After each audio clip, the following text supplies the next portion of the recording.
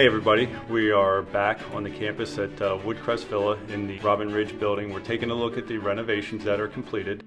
We're on the 4th floor, which is completely done now. We did put a new acoustical ceiling in. We painted the walls. We put new wall covering in. We also did new wall sconces for lighting and then overhead lighting, as well as a new floor. There is carpet in the hallway and vinyl plank in the elevator lobbies.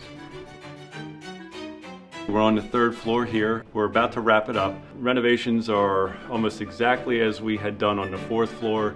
The only difference being the color of the entranceways at the doors. So carpet's going to be finished by the end of the week, and then we'll be completely done with the 3rd floor. We're on the 2nd floor, making a lot of great progress. The ceiling's done, the walls are done.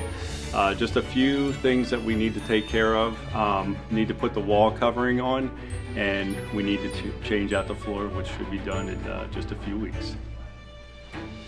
We're on the 1st floor here at Robin Ridge. We got just a few more things to do. The level 5 is drying.